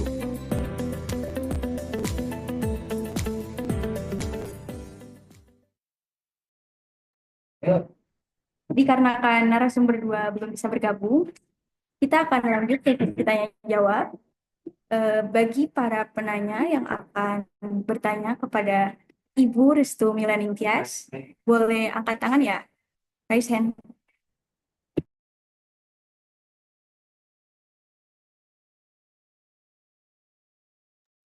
Ada Roni Nurjaman, boleh open cam, dipersilahkan.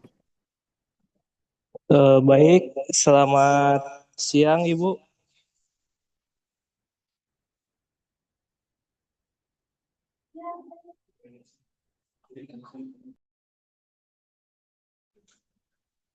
Di sini saya akan bertanya mengenai bagaimana cara memantau dan mengevaluasi efektivitas manajemen risiko dalam startup.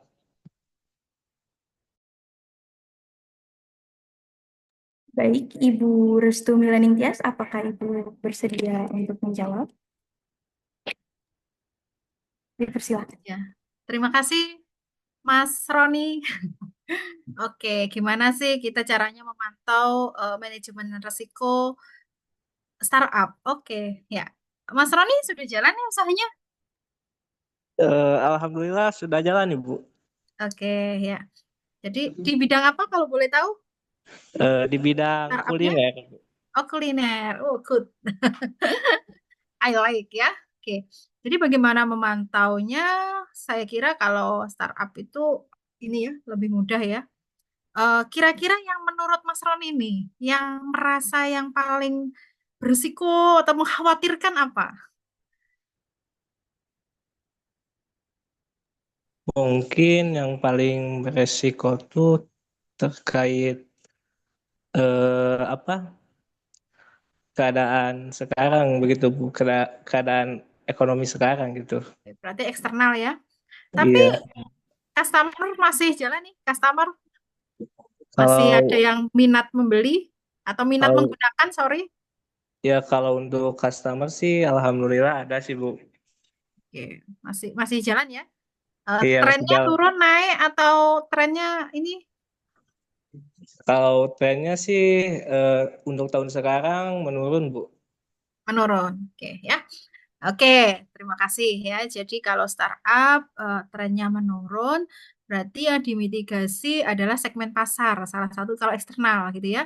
Jadi dipastikan kalau startup konsumen, eh, berarti database konsumen ada ya Mas ya? Database-nya konsumen ada? Punya? Kalau untuk database konsumen di saya ada sih Bu. Nah, oke. Jadi pengendalian risiko salah satunya memang kalau menurun satu bisa diidentifikasi, dimitigasi secara eksternal maupun internal. Secara internal, Mas Roni dari 9 elemen, misalkan tadi kira-kira kenapa ya kok turun? Apakah memang misalkan internalnya value proposition-nya ataukah kalau finansial mungkin kalau menurun tetap bisa produksi kan, berarti finansial belum gitu ya. Ataukah mungkin eh ini apa iklan kembali gitu ya. Jadi kalau memang punya data customer, jadi mitigasinya salah satu yang bisa dilakukan adalah pengendaliannya sebenarnya meskipun sudah rame gitu ya. Saya kira masih perlu nih kita itu rajin-rajin mengingatkan konsumen dengan beriklan kembali gitu ya. Baik pada konsumen yang lama maupun konsumen yang baru. Yang kedua, kita juga boleh mungkin bikin polling sederhana seperti itu ya. Jadi supaya memudahkan mana nih resiko yang sebenarnya berpengaruh pada usaha startupnya Mas Roni. Nah, kan kita biasanya kalau punya usaha itu kan kerasa ya, kok pendapatan menurun ya, berarti kan bisa berpengaruh pada finansial. Kok konsumen sekarang sepi ya, gitu ya. Atau misalkan biasanya promonya live TikTok nih, yang ikut live TikTok biasanya 100, kenapa ya kok 50? Apakah karena ada pesaing ataukah karena internal kita? Berarti pengendaliannya yang pertama adalah oke, jadi saya perlu nih kayaknya beriklan dan mengingatkan konsumen. Nah, itu salah satu yang sederhana, Mas Roni. Atau mungkin misalkan yang paling disukai kira-kira kalau di startup yang disukai konsumen apanya nih? Produknya atau gambarnya atau iklannya atau apanya? Yang biasanya animo yang sering lihat itu apa yang paling tinggi? Kalau sekarang di kuliner itu mungkin lebih ke FOMO ya orang-orang itu. FOMO, oke. Entah itu dari kopi, entah itu dari kayak yang tadi mie gacoan. Kayak Oke, nah itu saya kira memang mitigasinya salah satu memang kita ide iklannya yang harus ini Mas. Jadi kan bikin iklan sekarang gampang ya, bikin video-video misalkan review makanan kita sendiri dan sebagainya. Itu saya kira itu mitigasi yang paling mudah untuk menarik konsumen. Jadi semakin trennya semakin meningkat. Contoh kayak mie gacoan yang apa ya namanya, pokoknya warnanya pink gitu ya. Itu sebenarnya saya lihat itu karena review-review konsumen itu sih. Jadi kita minat beli karena ngelihat review konsumen. Nah, itu kalau kalau bayar brand ambassador kan mahal ya, Mas ya. Jadi Mas Roni aja sendiri bahwa rajin-rajin bikin video mereview makanannya sendiri misalkan. Jadi iklannya itu terus berjalan, media sosialnya nggak berhenti, bikin status WA dan sebagainya. Nah, itu mitigasinya berarti inovasi bikin kontennya. Misalkan seperti itu. Itu contoh-contoh sederhana gitu ya. Karena kan tadi trennya menurun. Itu sih Mas Roni.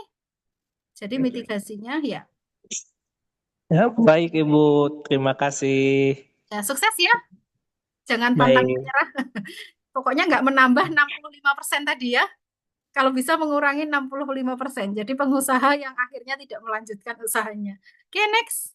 Masih ada moderator? selanjutnya ada David. Oke. Boleh on cam. Sekalian on mic juga ya. Selamat siang Ibu. Siang, David. Saya ingin nanya, apa saja komponen-komponen yang harus ada dalam kebijakan manajemen risiko startup?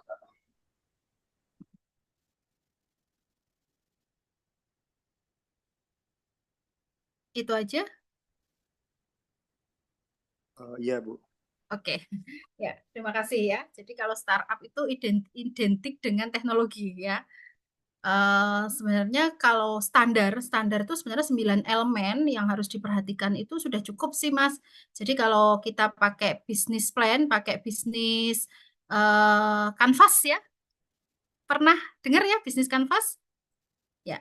Jadi identifikasinya saya kira 9 elemen itu misalkan segmen pasar. Segmen pasarnya itu berubah apa enggak? Kan itu berpengaruh pada tren ya, tren penggunaan aplikasi atau startupnya adik-adik. Yang kedua adalah channel. Nah, channelnya masih perlu nggak nih ya kita ada penambahan channel misalkan. Yang ketiga value proposition. Nah, itu paling penting banget gitu ya. Kalau startup itu biasanya gampang itu tadi FOMO tadi ya.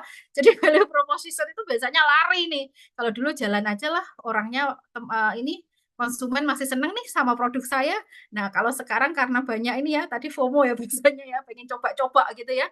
Jadi saya kira itu value proposition harus diperhatikan nih kalau startup ya.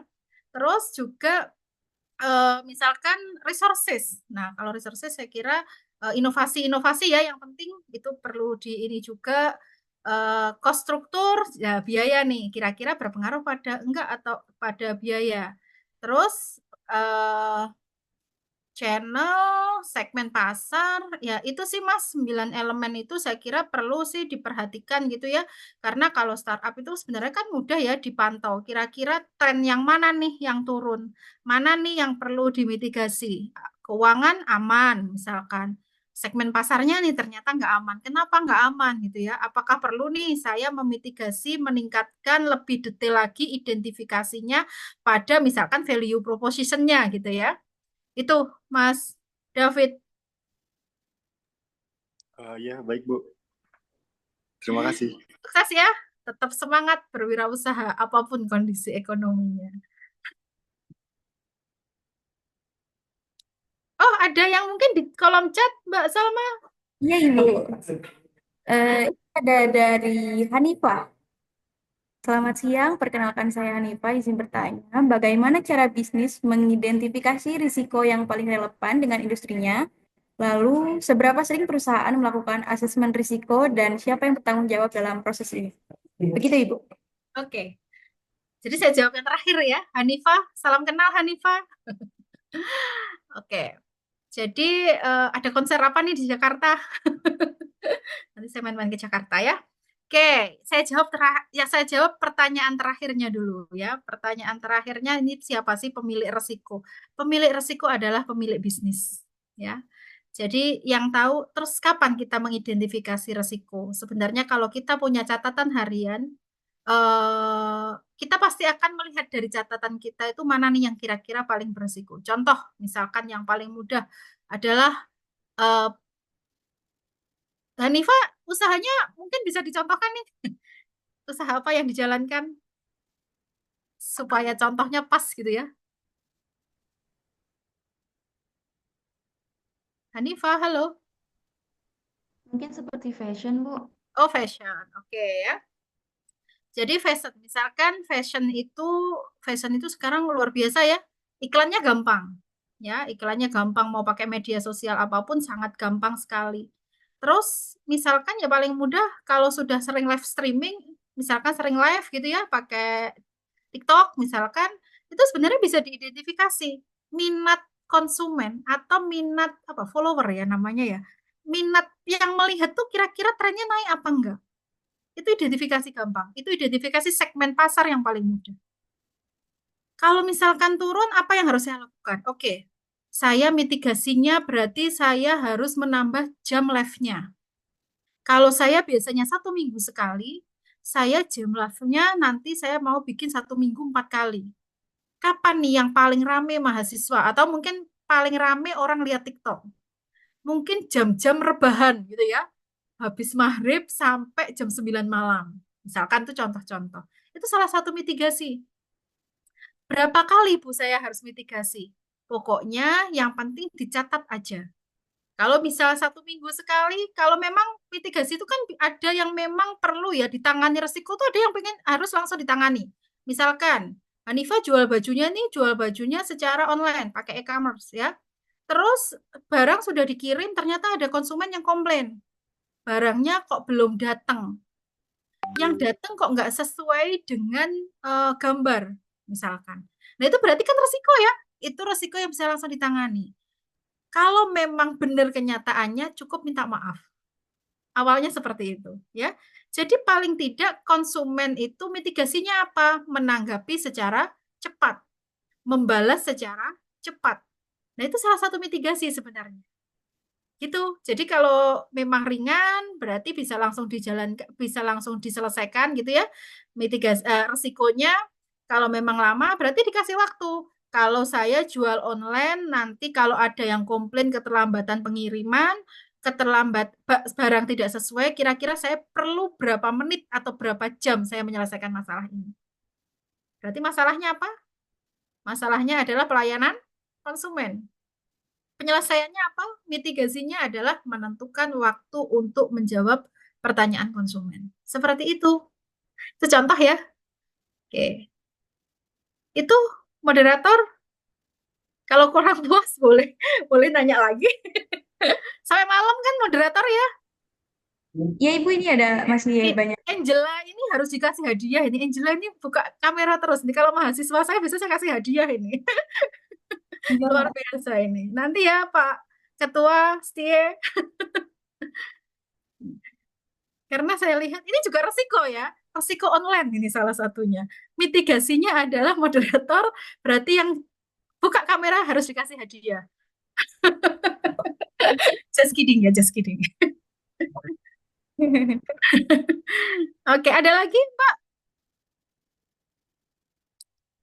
Selanjutnya Ibu dari Pak Yasmina. Selamat siang, perkenalkan saya Yasmina. Iya.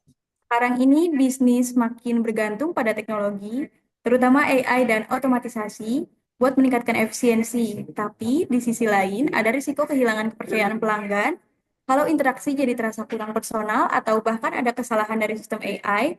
Nah, dari itu, bagaimana cara bisnis menyeimbangkan inovasi teknologi dengan menjaga kepercayaan pelanggan agar tetap kuat? Dipersilahkan, Ibu. Oke, terima kasih ya. Iya, memang AI itu Brusto aja juga suka ya pakai AI. Jadi misalkan teman-teman yang dulu bisnisnya apa, misalkan ke bikin PPT gitu ya, bikin template PPT gitu ya. Itu juga sekarang kalau tidak beradaptasi dengan AI juga akan ketinggalan gitu ya, karena bikin PPT pakai AI itu nggak ada 10 menit gitu. Bagaimana salah satu menyeimbangkan inovasi teknologi dan menjaga kepercayaan pelanggan agar tetap kuat. Nah, inovasi tetap jalan, doa lebih kenceng gitu ya. Itu secara spiritual ya, doanya lebih kenceng. Dan itu sih saya sarankan memang kita rajin beriklan gitu ya. Jadi say hello-nya itu kalau sekarang ada media sosial yang kita miliki, kalau bisa kita tetap say hello dengan bisnis kita. Jadi kalau punya Instagram ya Instagram kita, ya Facebook, ya WhatsApp, itu sih saya kira menyeimbangkan inovasi teknologi dan menjaga kepercayaan pelanggan. Yang kedua adalah eh dimakan aja. Bersabar ya, bersabar dalam artian kita kalau misalkan eh, ke ini ya, contoh menjawab aja lah. Misalkan kita jual pakaian, jual baju gitu ya. Misalkan tadi siapa namanya yang jual baju tadi? Misalkan pelanggan tuh cuma nanya-nanya aja deh, nanya aja kan jengkel ya, ditanya aja, nanya nggak beli, nanya terus gitu ya, nggak cepet check out pakai keranjang kuning lagi. Nah itu dijawab aja, itu salah satu sebenarnya untuk menaikkan tren kalau kita pakai teknologi ya. Jadi kalau kita lebih cepat menjawab, bagaimana menyimbangkan inovasi teknologi ya memang tetap pakai inovasi ya, kepercayaan pelanggan adalah kalau kita komunikatif. Itu sih sebenarnya. Karena banyak ya kita beli online, mungkin teman-teman juga sama. Waktu kita mau beli kayaknya cepat gitu ya. Kalau kita komplain lama nih jawabnya, misalkan seperti itu. Dan kita tidak usah diminta bintang 5, kita langsung kasih bintang 5 biasanya seperti itu ya. Jadi saya kira bagaimana kita cepat dalam menjawab dan melayani. Itu yang tidak bisa pakai AI. Ya kan? Kalau misalkan tanya size pakai AI, tapi pertanyaan berikutnya AI tidak akan bisa menjawab dengan pasti kita yang paling. Jadi AI tidak bisa beli kita dengan jawaban itu. Saya kira gitu ya. Itu pertama doa, kedua tetap berinovasi, yang ketiga adalah responsif terhadap calon konsumen maupun konsumen. Jadi sebelum beli dan setelah beli, pasca pembelian. Itu mitigasi juga loh teman-teman ya. Mitigasinya adalah yaitu bagaimana berarti menentukan strategi kecepatan respon terhadap konsumen atau calon pembeli ya. Untuk apa? Untuk meningkatkan minat beli konsumen atau untuk meningkatkan loyalitas konsumen seperti itu. Itu Mbak. Ibu, aku izin bertanya. Oke, silahkan. Bagaimana cara startup mencegah risiko kehabisan dana sebelum mencapai profit, Bu? Keuntungan. Mencegah kehabisan dana. Itu berarti mitigasi biaya. Kalau startup itu, jadi pastikan sekecil apapun transaksinya dicatat, Mbak. Sekecil apapun transaksinya dicatat. Dan pencatatan itu pasti baik secara produksi, startup itu kan produksinya inovasi ya. Mas, ini tadi yang nanya siapa Mbak ya? Saya nggak kelihatan saya. Yang nanya siapa? Angel Oh ya, sebelum Oh, perkenalkan Angel. nama saya Ayo, Angel. Apa kabar, Angel? Salam kenal. Angel suka K-pop nggak? Iya, kenal juga Ibu. Iya. Jadi Angel, gimana sih cara pastikan semua transaksi penerimaan maupun pengeluaran dicatat, Angel? Karena kalau startup dapatnya dari apa namanya ya? Dapat dananya itu. Apa? Apa namanya kalau kita pakai YouTube dan sebagainya, kita dapatnya apa namanya? Apa? AdSense. Esen ya. Nah, itu. Komisi Ibu. Komisi, oke boleh. Itu sekecil apapun dicatat. Dan jangan lupa, misalkan Angel ini ya kreatornya ya yang menjalankan operatornya itu harus dihitung nih gajinya. Ya. Jadi sebesar apapun biaya produksi, misalkan Angel iklan itu ya, beli iklan ya kalau nggak salah. Itu juga harus dicatat sekecil apapun. Pengeluaran sekecil apapun dicatat. Kalau dicatat, itu kan kita sudah tahu ya laba bersih kita itu trennya kayak apa. Biaya yang dikeluarkan trennya seperti apa. Dan pastikan teman-teman laba bersih itu jangan dihabiskan. laba bersih kalau bisa ada yang di saving minimal 2,5%. Jadi kalau misalkan satu rekening untuk khusus dana resiko itu perlu ya. Karena untuk apa? Salah satunya maintenance mungkin ya.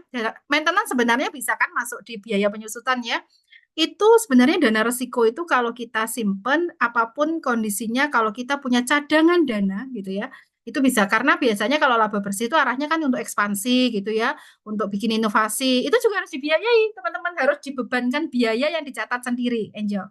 Jadi misalkan, Bu, saya punya laba nih 50 juta. Ini rencananya mau saya pakai ekspansi, Bu. Nah, itu juga harus dihitung nih. Dihitungnya adalah hitung inovasinya itu juga dihitung. Kira-kira kalau saya punya inovasi ini mau saya bayar berapa inovasi saya? Itu. Jadi untuk meminimalisir tadi startup belum jawab biayanya sudah habis gitu. Karena kita jarang kita menyadangkan biaya resiko yang terjadi. Misalkan bikin aplikasi nggak laku, biayanya sudah 20 juta ternyata nggak laku. Nah, itu kan juga akan mengurangi laba dan merugikan gitu ya. Nah, tapi kalau kita punya dana resiko, itu sebenarnya bisa untuk menutup itu. Gitu sih, Jo. Oke, baik Bu, sudah jelas. Oke. Terima kasih Bu. Sama-sama. Ada yang lain? Wah, Sri Utami juga harus dikasih hadiah nih. Karena nyalakan kamera. Gimana moderator? Berapa moderator yang nyalain kamera masih setia sama saya ini? Ada dari Kak Sinta Amelia. Seiring zaman tentunya perkembangan teknologi tentu tidak kalah penting dalam dunia bisnis. Nah, contoh penggunaan teknologi yang sekiranya dapat membantu dalam mengelola manajemen risiko, terutama startup sendiri katanya. Dipersilakan Ibu. Ya. Sesuai kebutuhan ya, jangan sesuai gengsi. Misalkan bikin konten itu sebenarnya bisa pakai handphone yang nggak perlu Apple iPhone 12 gitu ya. Nah, itu saya kira juga nggak perlu. Itulah salah satu sebenarnya kita memperhitungkan kecukupan dan kebutuhan dari mana? Dari bisnis plan yang kita bikin. Jadi contoh nih, ada nih ya, jadi sama-sama nih mahasiswa gitu ya. Bu, ini Bu nggak saya lanjutin. Kenapa? Ini Bu, laptop saya masih merek X gitu. Loh, memang laptopnya harus apa? Harus Apple Bu, misalkan seperti itu. Padahal teknologi itu belum perlu Apple gitu. Terus gimana peroleh Apple? Ini Bu, ada pinjaman dana yang diberikan ke kami. Pokoknya saya punya ideation ya, ide yang saya kasihkan ke salah satu lembaga keuangan. Loh, kalau saya daripada untuk beli Apple, padahal belum perlu beli Apple gitu ya, pakai laptopmu yang ada bisa. Kalau menurut saya, bagaimana investor tertarik dengan idemu?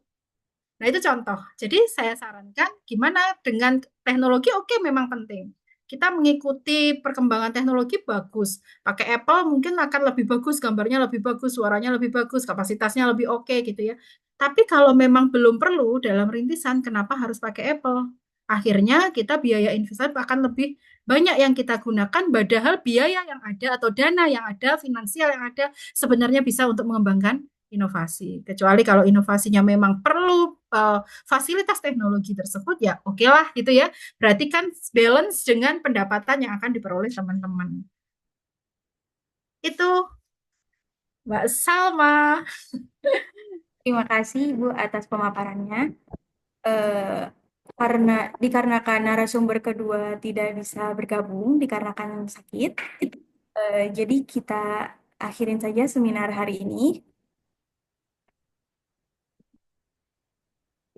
Karena waktu sudah semakin sore, maka saya cukupkan sesi tanya jawab ini. Terima kasih kepada peserta yang sudah aktif bertanya dan terima kasih kepada Ibu Restu Milaning Tias. Baik, acara selanjutnya penyerahan cindera mata berupa sertifikat kepada pembicara dan moderator kita pada hari ini. Sertifikat akan diberikan langsung oleh Bapak Ngadi Permana.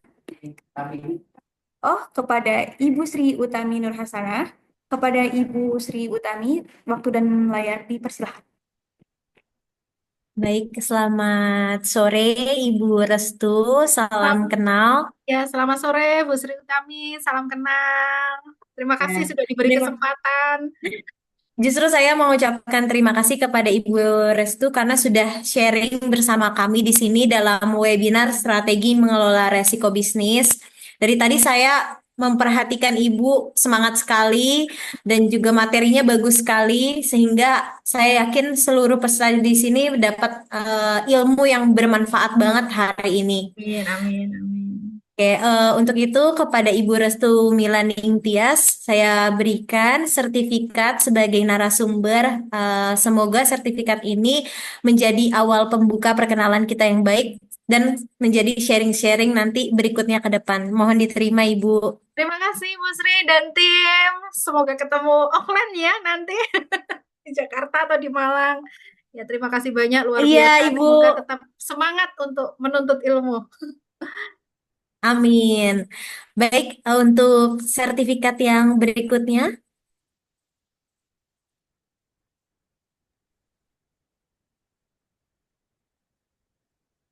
Untuk sertifikat berikutnya diberikan kepada Salma Arobani selaku moderator kita pada webinar kali ini. Terima kasih Salma sudah meng-guide webinar hari ini dengan sangat baik. Mohon diterima. Ibu. Oke, terima kasih. Terima kasih, Bu.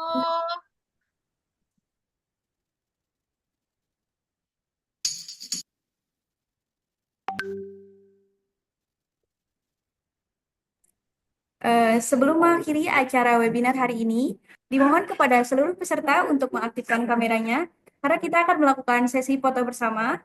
Terdapat berapa slide? Ada 5 slide. Dalam Zoom ini, kita mulai dari slide 1, 2, 3. Slide 2, 1, 2, 3. Slide 3, 1, 2, 3. Slide 4, 1, 2, 3. Slide 5, 1, 2, 3. Demikianlah acara webinar nasional Strategi Mengelola Risiko Bisnis. Kami juga ingin mengucapkan terima kasih kepada seluruh peserta yang sudah mengikuti acara webinar dari awal sampai akhir. Saya Salma Arobani selaku Master of Ceremony dan moderator pada hari ini. Mohon maaf apabila ada kesalahan baik dalam tutur kata maupun tindakan.